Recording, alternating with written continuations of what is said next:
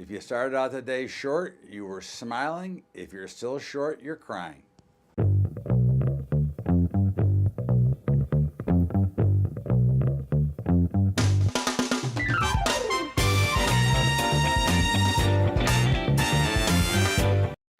What's up, everybody? Welcome aboard to Bubba's Daily Update. And what a wild day on Wall Street, as it looked like the markets were going to collapse. So at one time we had the Dow down 500, the NASDAQ futures was down over 200, the S&P was down over 60 points, the Russell was down almost 300, and here we are spinning out of the turn, charging a great horse race, and now they're trying to charge to the finish line. I just finished doing Fox at the 3 o'clock hour, so I'm filming this right after the 3 o'clock hour, as I did yesterday, just ahead of the close.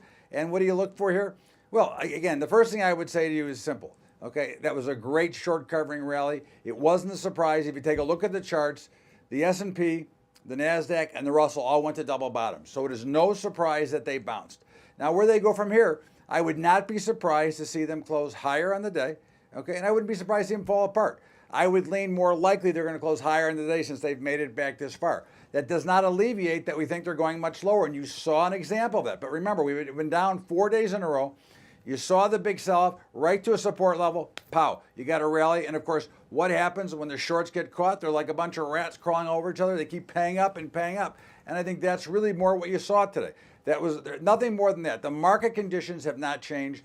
I think we're in a lot of trouble. I still think that there's big issues here. I still think that we close lower on the year, but that doesn't mean that we can't have a spike rally and take the S&P up 100 points from here. Again, that's what you have to be careful of. And that's why if you're an investor, you should turn the machine off and not pay attention as long as you're investing with money that you have. And if you're a trader, then you get involved in these short-term moves. But you get a lot of wild swings back and forth, and that's the key. So you should have been looking to cover once they started to come off the bottom. And I don't say you cover them all. You could have stayed partially short. But when the S&P is down 63 points, you got to take some of that profit off the table. That's just the bottom line. So we saw oil get clobbered today, which we thought. Now, oil is now broken down through that key support. Look for 64. I think oil is now 64 to 67. Gold had a rally right up to 1240, amazingly so, and failed. I wrote that this morning for Kitco, thought that it might fail at that 1240 level, and sure enough, it did. And again, we still are looking to buy, and now I'd be probably looking at 1230 to step into gold. I think gold does go up through the upside here. The grain markets, they were kind of soft all day, but they caught a bid late in the day. Although beans closed a little bit lower, they did catch a bid. They looked like they're getting ready to take off to the upside here, especially if the equity market selling continues. I think that money flows in. Cattle was a little bit mixed, a little bit down to flat. Hogs, once again, are back up. They're over our 54 buy level. They're now, the last I looked, they were 55 and change. So we're looking really good there. The Bitcoin continues to churn. Love it. Great trade. Again, the longer markets can consolidate and stay in a range, the bigger the move is going to be. It doesn't have to be up, but in this case, we do think it's up.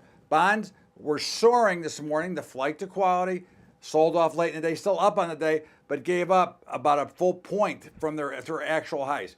And again, these are the things you watch. You watch the VIX. The VIX spiked early, started to fade. That was the first sign. I texted it out this morning that I would not be surprised if there was a rally, and here it is.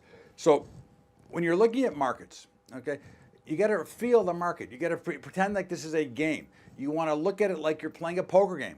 What's the other side doing? What are they holding? And what does it look like? And that's really gives you the best opportunity to be successful when you're watching the markets, because the markets are basically a mathematical game, very much like bridge, gin, backgammon, and poker. In the meantime, I think we see some more selling. I'd love to see a gap up tomorrow morning higher, in which I could then sell into that, because that would complete this last cycle here, and the oversold conditions have now been relieved, and now we should get to a position of possibly overbought, which would be a great spot to sell them. That's the way I see it. Look for a potentially higher close, which would be amazing in its own, but it wouldn't be surprising.